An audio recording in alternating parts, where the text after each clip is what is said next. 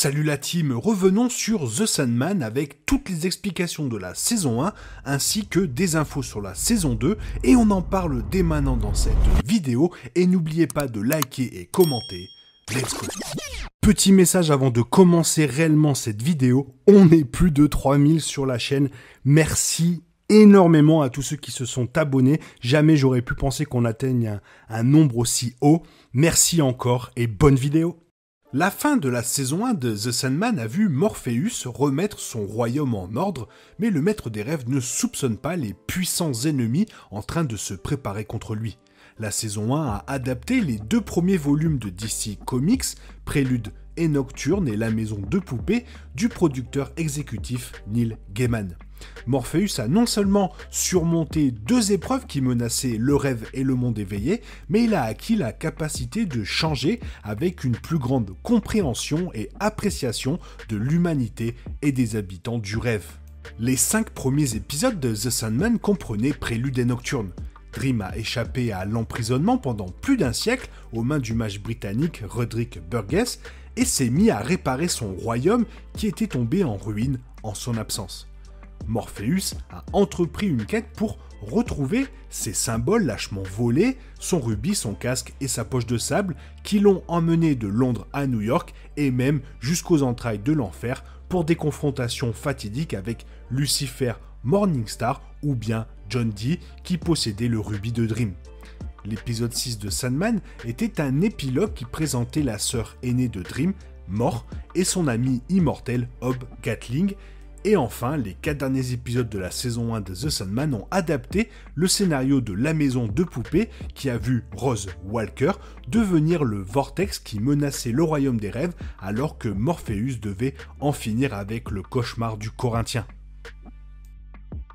Le développement central du personnage dans la saison 1 implique à juste titre Rêve lui-même, qui en est venu à mieux comprendre comment ses serviteurs dans le royaume, y compris sa fidèle bibliothécaire Lucienne, voient leur seigneur et maître. Dream, qui a traditionnellement été une figure froide, distante et effrayante tout au long de son existence, a acquis une nouvelle appréciation des rêves et des cauchemars de l'humanité elle-même. Cela ouvre la voie à l'évolution continue de Morpheus dans une probable saison 2, alors que le roi des rêves en finissait avec les mystères de la saison 1.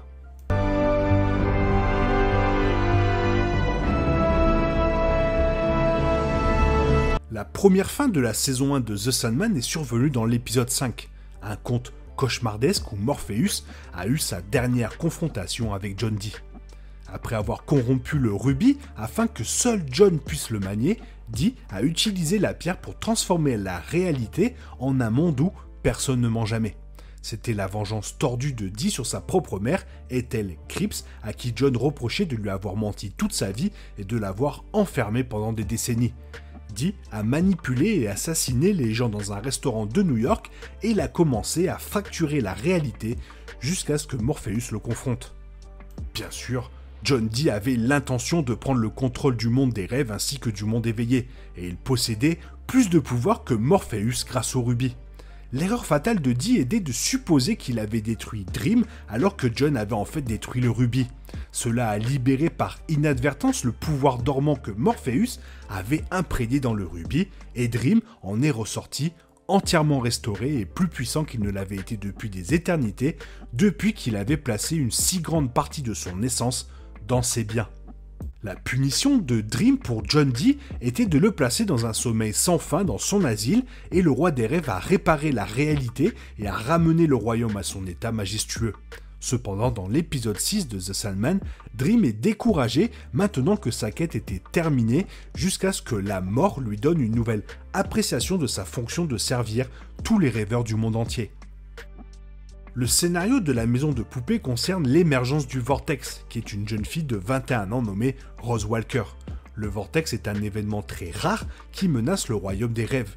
Tous les quelques milliers d'années où un humain acquiert la capacité de rêver si fort qu'il peut entrer et manipuler les rêves des autres. Rose n'avait aucune idée quel était le Vortex au début, mais son pouvoir a augmenté rapidement, et Rose allait bientôt provoquer l'effondrement à la fois du rêve et du monde éveillé. L'un des plus gros rebondissements de cet arc est que Rose n'était pas censée être le Vortex de son époque. Le Vortex était censé être l'arrière-grand-mère de Rose, Unity Kincaid.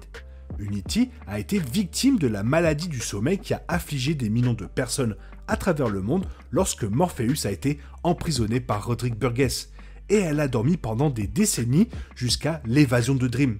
Le pouvoir de devenir le Vortex est passé d'Unity à Rose, et en tant que Vortex, Rose était destinée à détruire le royaume des rêves, et le seul recours de Morpheus était de la tuer afin de détruire le Vortex. Cependant, Rose a été sauvée par l'intervention d'Unity et de Gilbert, qui était secrètement Fiddler's Green, l'un des arcanes majeurs du rêve qui a quitté le royaume de Morpheus pour expérimenter la vie en tant qu'être humain. Gilbert a convaincu Dream de ne pas tuer Rose et il est retourné volontairement à son rôle dans le royaume. Pendant ce temps, Unity s'est rendu compte qu'elle était censée être le Vortex de cette époque et elle a demandé à Rose de transmettre son pouvoir à son arrière-arrière-grand-mère. Et ainsi, c'est Unity qui s'est sacrifiée à la place de Rose afin de sauver le monde du rêve et de l'éveil. Cela a donné à Rose la chance de vivre sa vie et elle a même écrit un livre sur ses expériences. L'évasion du Corinthien est l'incident qui a permis à Roderick Burgess de capturer Dream en premier lieu. Morpheus considérait le Corinthien comme sa plus belle réalisation, un cauchemar destiné à refléter les ténèbres de l'humanité. Mais le Corinthien voulait se nourrir de mortels. Au cours de plus de 100 ans d'emprisonnement, le Corinthien est devenu un tueur en série qui a fini par inspirer des légions d'autres meurtriers. Lorsque Morpheus s'est échappé, le Corinthien a pris conscience de Rose Walker en tant que Vortex et il savait qu'elle était l'arme idéale à utiliser contre Rêve, alors il a enlevé le frère de Rose, Jed Walker, pour l'attirer dans une convention sur les céréales, c'est-à-dire un rassemblement de tueurs en série où le Corinthien était l'invité d'honneur. Le plan du Corinthien était d'utiliser Rose comme Vortex pour détruire Morpheus et le royaume des rêves afin que la fille prenne sa place. Le Corinthien s'est rapproché très près, il a même pu poignarder Dream alors que le pouvoir de Rose augmentait et affaiblissait Morpheus. Cependant, Rose ne faisait confiance ni à Rêve ni au Corinthien et elle a décidé de trouver sa propre voie. Morpheus a finalement détruit le Corinthien et a donné son crâne à Lucienne pour qu'elle le garde.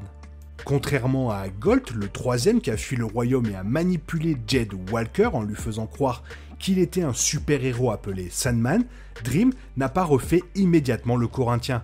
Gold a été repensé comme un rêve, mais le temps du Corinthien à s'attaquer aux humains est révolu. Le Sandman a également puni tous les partisans du Corinthien et leur a fait ressentir la douleur qu'ils ont causée, ce qui les a amenés à se rendre ou à se suicider. Hello 911. I'm calling to confess to a crime. Morpheus a finalement réalisé que le véritable coupable derrière les tragédies de la saison 1 était son frère, Désir, bien que leur jumelle, Désespoir, était également de la partie. Morpheus a déduit la méchanceté de Désir à cause de 2 indices. Tout d'abord, Unity Kincaid a rêvé qu'elle avait un amant qui avait des yeux dorés, et c'est cet amant qui l'a mise enceinte alors qu'elle dormait.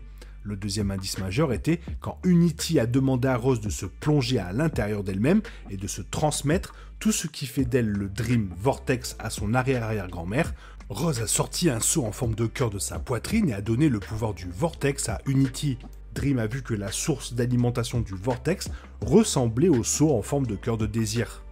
Lorsque Morpheus est allé confronter Désir, il a immédiatement avoué et s'est attribué tout le mérite d'avoir imprégné Unity, ce qui a conduit Rose Walker à devenir le Vortex. Cependant, comme Désir est techniquement l'arrière-grand-père de Rose et Jed, les frères et sœurs Walker sont donc des enfants de l'infini et sont en fait liés par le sang à Dream et à sa famille d'immortels, les Infinis.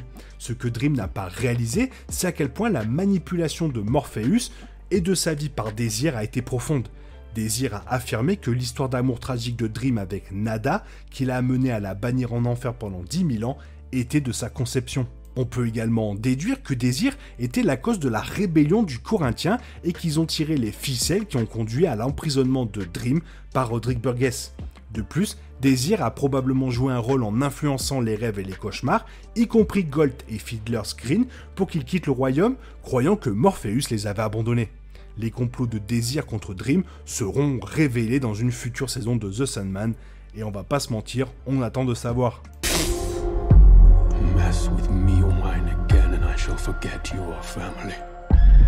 La meilleure amie de Rose, Lita Hall, est tombée enceinte dans le royaume des rêves et a donné naissance à un fils quelques jours plus tard. Lita a été contrainte par son mari décédé, Hector Hall, de vivre avec lui dans le royaume jusqu'à ce que Morpheus intervienne. Dream a banni Hector, qui était un fantôme caché, dans les terres sans soleil où il appartient. Mais Dream a également déclaré que le bébé de Lita était le sien, parce que c'est un enfant qui a été conçu dans le royaume des rêves. Le bébé de Lita, qui n'a pas de nom à la fin de la saison 1, est d'une importance monumentale pour l'avenir. Dans la saison 2 de The Sandman, qui devrait adapter le scénario de The Season of Mist, Dream lui-même nomme l'enfant Daniel. Bien sûr, les lecteurs de longue date des romans graphiques de The Sandman savent que le but ultime de Daniel est de devenir le prochain aspect de l'incarnation de Morpheus. Mais pour l'instant, Lita élève son fils en bas âge avec l'aide de Rose, Jed et du reste de leur famille retrouvée de fortune. La saison 1 de The Sandman s'est terminée par un retour en enfer où Lucifer Morningstar prépare une vengeance qui rendra Dieu absolument livide et mettra Morpheus à genoux. Cette menace inquiétante indique la vengeance du diable contre Morpheus, l'humiliant et le battant dans The Oldest Game afin de récupérer son casque. À la fin de la saison 1 de The Sandman, Lucifer reçoit la visite d'Azazel, un autre démon qui est duc de l'enfer et général des armées de l'enfer. Ah, c'est quelqu'un quand même. Azazel exhorte Lucifer à faire la guerre au royaume des rêves dans le cadre de la première phase d'un plan global visant à élargir les frontières de l'enfer en absorbant le royaume de Morpheus, puis le monde éveillé et enfin le paradis lui-même. Mais au lieu de simplement détruire Dream, Lucifer concocte un plan complètement différent. Lucifer Morningstar revient dans le scénario de The Season of Mist, qui devrait fournir la moitié de la saison 2 de The Sandman. Mais l'intention du diable n'est pas de détruire Dream comme il a prétendu autrefois. Au lieu de cela, Lucifer abdique son trône, évacue l'enfer et transforme le royaume. Morpheus devient le dirigeant de l'enfer et est chargé de ce qu'il faut faire avec le royaume infernal, alors que diverses entités, comme les dieux nordiques, les fées et les démons dirigés par Azazel, complotent pour reprendre le royaume de l'enfer. Pendant ce temps, Lucifer, à qui Dream a coupé ses ailes, a le dernier mot alors que le diable aime ne plus être responsable de la direction de l'enfer après 10 milliards d'années. En adaptant Dream Country et The Season of Mist, The Sandman saison 2 mettra en action certaines des histoires Sandman les plus appréciées de Neil Gaiman. Dream Country présente Calliope, l'une des muses de la Grèce antique, qui n'est pas seulement l'une des anciennes amantes de Morphée, mais qui est aussi la mère de son fils, Orphée. Dream Country contient également les contes populaires Dream of a Dozen Cats et A Midsummer Night Dream, qui montreront le résultat du marché que Morpheus a conclu avec William Shakespeare en 1589, lorsqu'il a rencontré Hob Gatling, comme on le voit dans la saison 1. The Season of Mist n'est pas seulement un conte épique sur l'épreuve de Dream en tant que nouveau souverain de l'enfer, mais il présentera également deux autres membres des Infinis, Destiné et Delirium, mais pas encore le frère, le prodigue, Destruction. Surtout, une adaptation de Season of Mist dans la saison 2 résoudra également l'histoire de Dream et Nada, alors que Morpheus décide de la libérer et de faire amende honorable pour l'avoir bannie en enfer pendant 10 000 ans. Le fait que Dream risque sa vie pour sauver Nada de l'enfer est une preuve supplémentaire que Morpheus est en train de changer et d'évoluer vers une entité meilleure et plus sage. Pourtant, plus Dream change, plus ses ennemis cherchent à le détruire, et The Sandman a de nombreux ennemis. Voilà, je pense que j'ai bien résumé et tout expliqué pour The Sandman saison 1. Toi, fais-moi part de tes avis dans les commentaires car ça me fait toujours plaisir de te lire. J'espère que la vidéo t'a plu et si la vidéo t'a plu, n'hésite pas à la partager, à t'abonner, surtout à la commenter, à la liker aussi. Merci d'avance. Je te souhaite une bonne matinée, après-midi, peut-être une bonne soirée ou un bon week-end. Bisous bisous, hasta la vista.